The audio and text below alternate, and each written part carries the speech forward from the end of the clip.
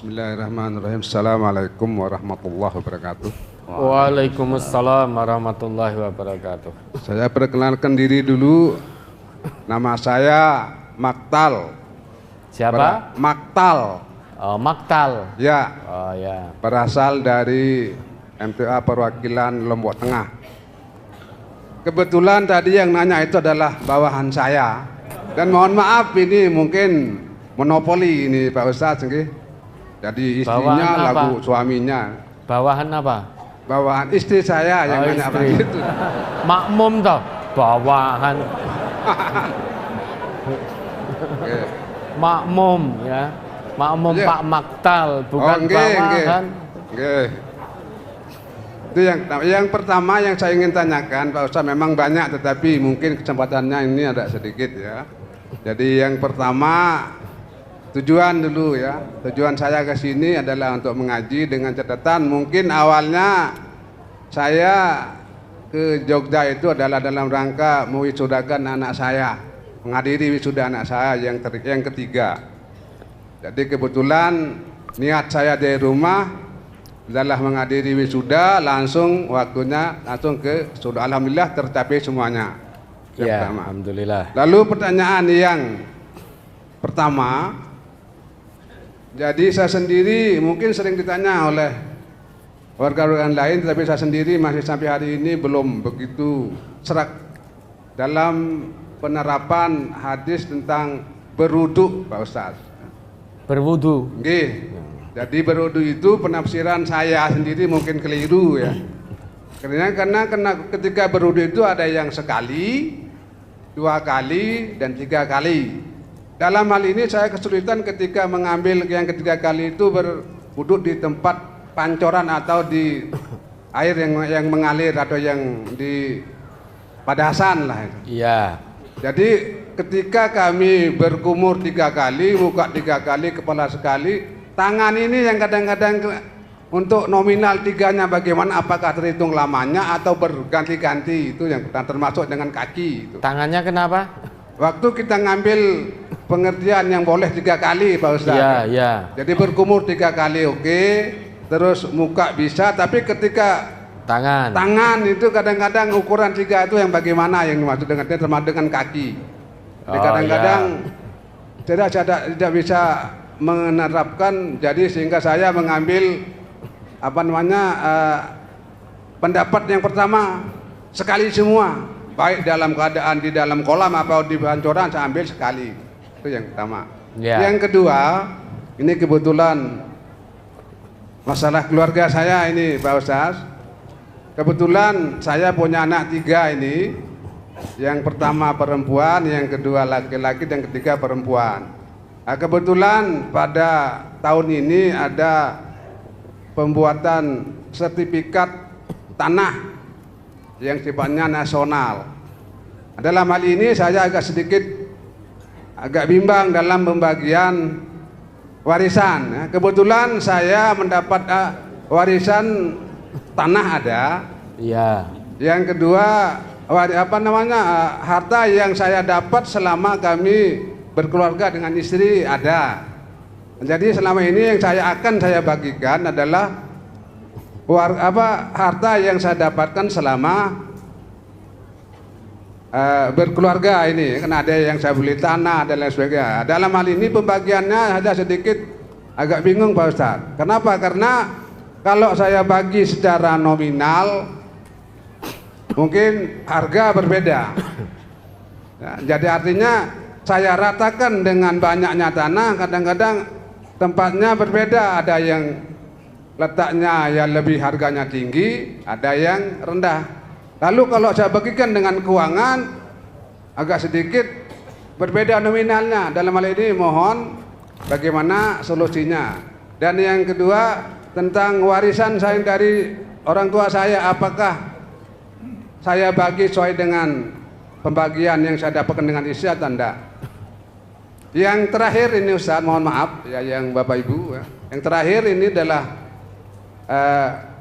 kebimbangan saya. Di rumah di Lombok saya mempunyai kelompok yang namanya kelompok keluarga Lombok Jawa. Di dalam hal ini dulu waktu saya masuk kita tahun 90-an, memang awalnya kita adakan itu untuk bil silaturahim, dan ada sebagian uang yang kita sistemkan untuk bersama-sama kita kelola sebagai istilahnya ya koperasi kecil-kecilan lah untuk membantu keluarga.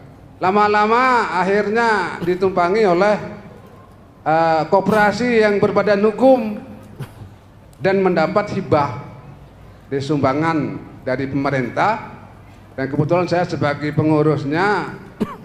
Setelah saya menemukan beberapa brosur bahwa itu adalah tidak baik ya, termasuk mungkin riba, sehingga saya keluar dari keanggotaannya dan uang-uang itu saya tarik semua, termasuk istri saya semua kan. Cuman permasalahannya sekarang kalau ada pertemuan, kadang-kadang namanya yang timur itu kan selalu adanya namanya tahlilan dulu, tahlilan, doa dan seterusnya ya. Dalam hal ini pertemuan kadang-kadang rasanya berat, sehingga sering saya agak terlambat, habis acara baru saya datang. Tapi kalau pas di rumah saya, tempatnya saya alihkan dengan tidak ada zikiran, tidak ada doa, langsung saya undangkan penceramah. Itu mempunyai siasati pertemuan seperti itu. Apakah saya harus tetap mengikuti pertemuan itu apa enggak?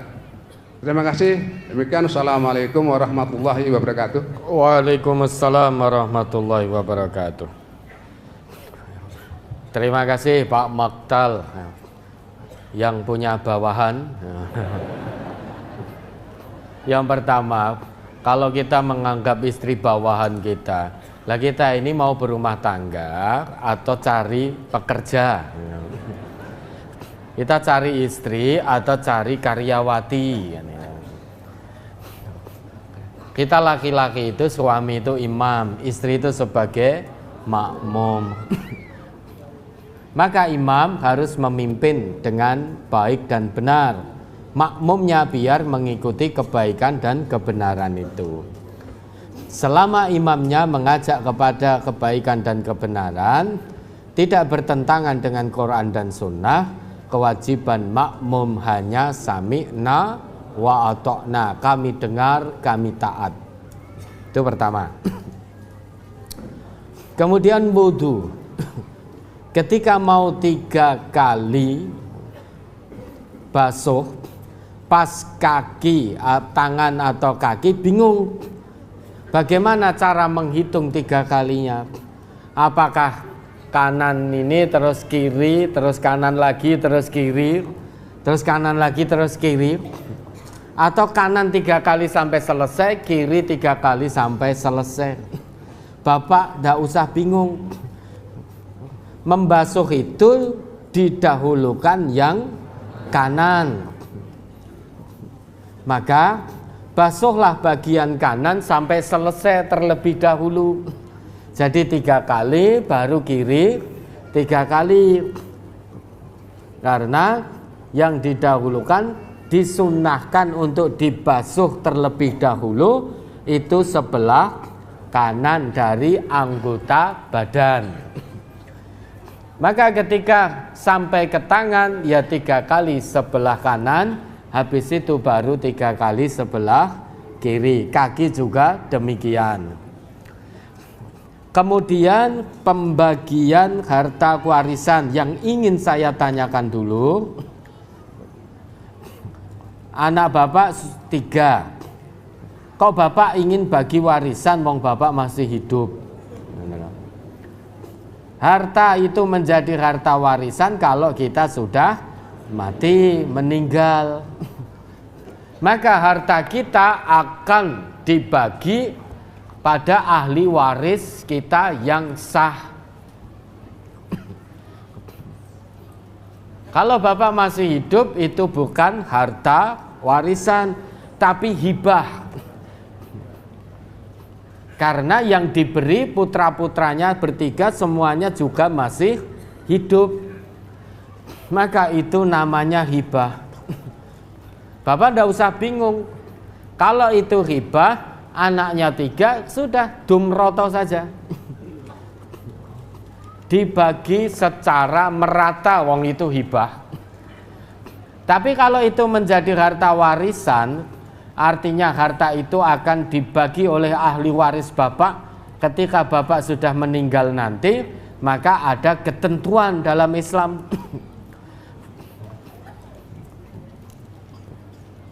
Istri yang masih hidup ditinggal oleh suaminya, punya anak, istri dapat 1/8. Anaknya ya, yang laki-laki bagiannya 1/2 daripada anak perempuan. Tapi kalau semuanya sepakat dah dumroto ikhlas semuanya, ya tidak masalah. Kalau terjadi konflik antar ahli waris, maka kembali ke aturan Allah terkait dengan warisan itu. Lah kalau hibah monggo saja, terserah bapak. Mau memberi anak pertama, kedua, ketiga, berapa, apakah sama atau beda-beda, ya silahkan saja. Kalau anak yang sudah gede mungkin diberi lain dengan anak yang ketiga mungkin masih SD, tentu lain ya.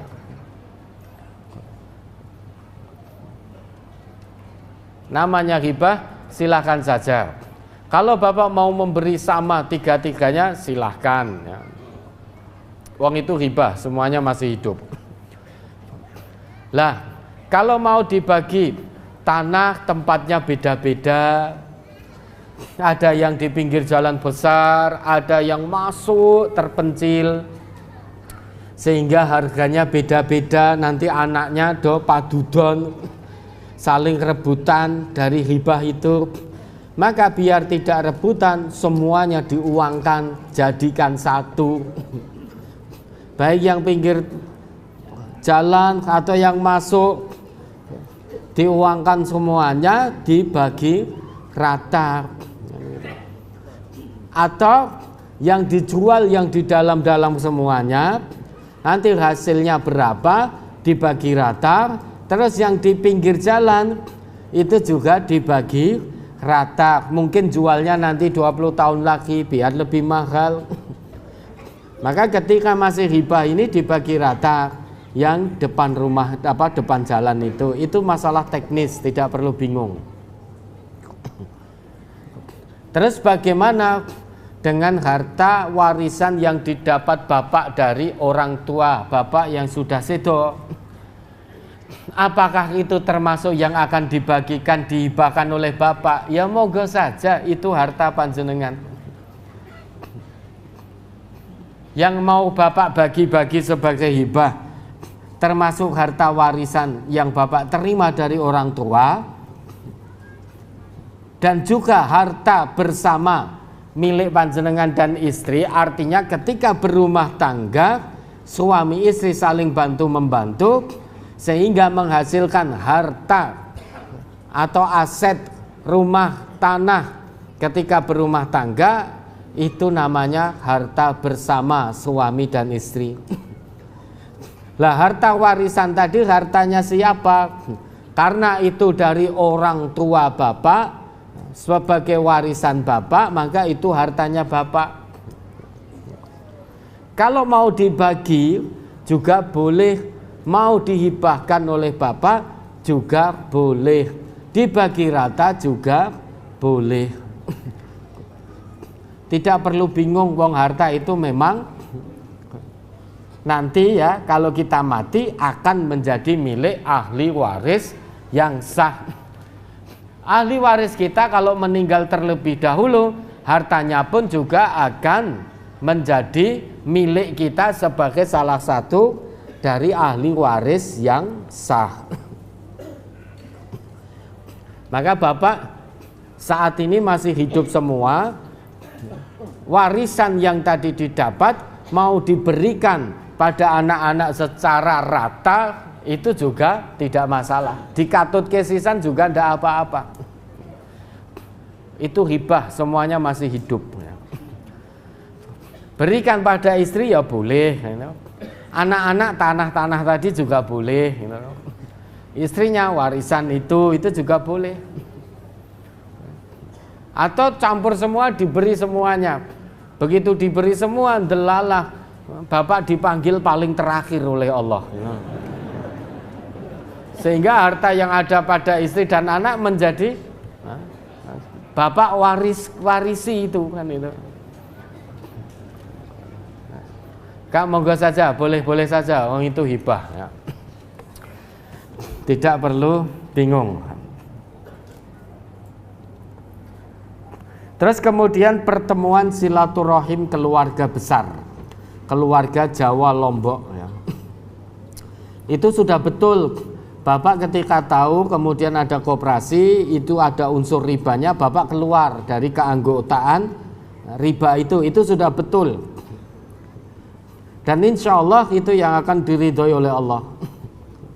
Karena kita umat Islam tidak sepantasnya untuk bertransaksi terlibat dalam transaksi ribawi, terlibat dalam kegiatan ribawi, haram menurut Allah dan Rasulnya. Karena biar bagaimanapun riba jahiliyah sudah dihapus semuanya oleh Islam.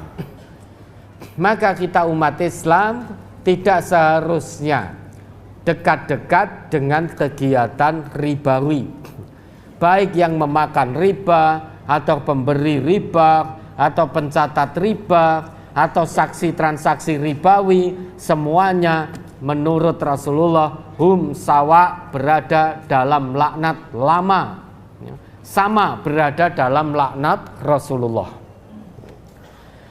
Maka bapak dan ibu sudah betul, begitu tahu itu riba, dengan segera tidak menunda lagi keluar dari keanggotaan koperasi itu. Itu sudah betul. Berarti bapak dan ibu memilih jalan yang Allah ridhoi, bukan memilih jalan setan ya. Karena riba itu jalan setan. Karena jalan setan akan sampai ke neraka. Karena setan itu cari teman dari golongan manusia. Salah satunya melalui cara-cara ribawi. Lah terus pertemuan silaturahim dengan adanya tahlilan dan kemudian zikir-zikir yang kita juga belum tahu dalilnya, maka bagaimana, apakah harus tetap mengikuti itu? Ya itu tinggal teknisnya bapak. Bapak kan bisa bertanya, mohon maaf nanti tahlilannya selesai jam berapa? Oh jam 9, jam 10 pagi sudah selesai ya, bapak ada bisa rawuh jam 11. Loh bapak nggak ikut tahlilan? Mohon maaf saya belum tahu dalilnya tentang pelaksanaan tahlilan itu, tapi saudara-saudaraku kalau mau tahlilan silahkan, jangan paksa saya untuk ikut tahlilan karena saya belum tahu dalilnya. So tidak usah kebanyakan tanya dalil. Oh mohon maaf karena saya orang Islam hanya mengikuti Rasulullah, ittiba' Rasulillah, maka untuk ibadah apapun kaitannya dengan ibadah saya harus tahu dalil sahihnya dulu. Maka tidak usah ribut, silaturahim tetap terjaga. Itu tergantung teknisnya. Nanti bapak bisa tanya.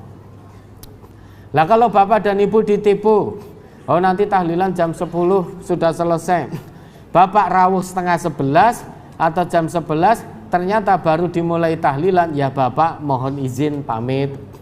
Nanti saja kalau sudah selesai saya datang lagi, begitu. Resikonya dimusuhi oleh keluarga, ya enggak apa-apa dimusuhi. Daripada kita beribadah tidak tahu dalilnya, innas sam'a wal basar wal fuad kullu ulaika kana anhu mas'ula. Kalau nanti pendengaran, penglihatan, hati kita dimintai pertanggungjawaban oleh Allah, siapa yang akan tanggung jawab? Kan diri kita sendiri, bukan keluarga kita, bukan kerabat kita. Kan kita sendiri yang bertanggung jawab. Kamu kok ikut itu? Pendengaranmu dengar keterangan siapa? Dalil dari siapa? Matamu melihat amalan dari siapa? Sesuai dalil apa tidak? Kok hatimu condong padahal kamu belum tahu dalilnya? Sedangkan aku pesankan wala taqfu ma laisa laka bihi ilmun, Al-Isra 36 itu. Jangan kamu melakukan satu perbuatan yang tanpa ilmu, yang kamu belum tahu ilmunya. Maka itu bisa disampaikan dengan cara santun, dengan cara halus. Pangapunten saudara-saudariku, ya, bukannya aku tidak mau menyambung tali silaturahim. Insya Allah aku tetap datang dalam pertemuan itu. Tapi mohon berterus terang, kapan tahlilan dan lain sebagainya selesai dilaksanakan, insya Allah saya dan istri dan keluarga akan datang ketika tahlilan dan sebagainya itu selesai dilaksanakan. Begitu ya. Meski nanti Bapak sampaikan mungkin pihak keluarga akan timbul gejolak, tidak masalah, paling itu di awal-awal sebagai ujian ya. Nanti lama-lama akan bisa saling memahami. Oh, Pak Maktal ini tidak kerso tahlilan karena belum tahu dalilnya. Maka insya Allah saudara panjenengan tidak akan memaksa jenengan untuk ikut tahlilan.